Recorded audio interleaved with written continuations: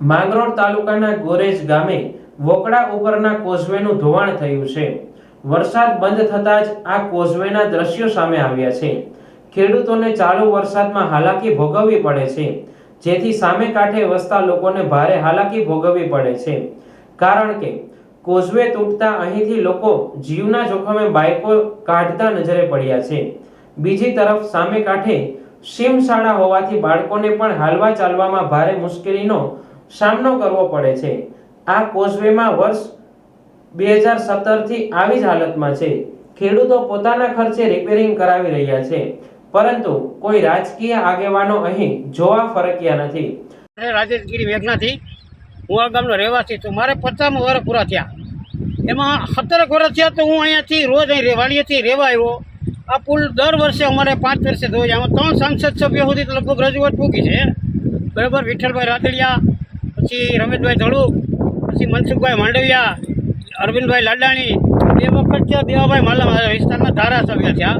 આ ગામના તાલુકા પંચાયતના ચેરમેન છે, બાજુના ગામમાંથી પ્રમુખ છે।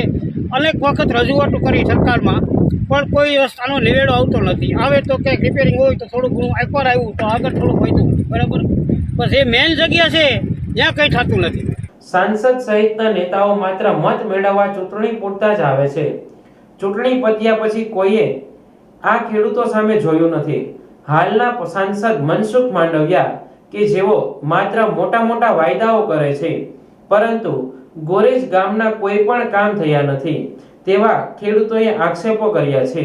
હાલ તો ખેડૂતોએ આ પરેશાનીઓમાંથી ક્યારે મુક્તિ મળે તે તો જોવાનું રહ્યું। મારું નામ મયુર ગોસ્વામી છે।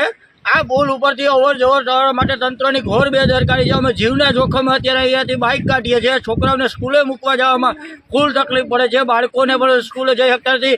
આ પુલને સામે કાંઠે 800 થી 1000 માણસની વસ્તી છે, એ લોકોને અવર જવરમાં ફૂલ તકલીફ પડે। માનો કે અત્યારે કોઈ પણ બીમાર પડ્યું કે કોઈ પણને ડિલિવરીનો કેસ આવ્યો તો આમાં કેવી રીતે લઈ જવા અમારે દવાખાને, કે આમાં તંત્રને જગાડો ને તંત્ર કંઈક અમારી સહાય કરે ને આમાં આ પુલનું કામ વહેલામાં વહેલી તકે થાય એવી સરકારશ્રીને મારી અપીલ છે। આ મેસેજ મારો નરેન્દ્ર મોદી સુધી પહોંચાડવા માટે સખત ને સખત ઇન્ટરવ્યૂ આપેલ છે મેં।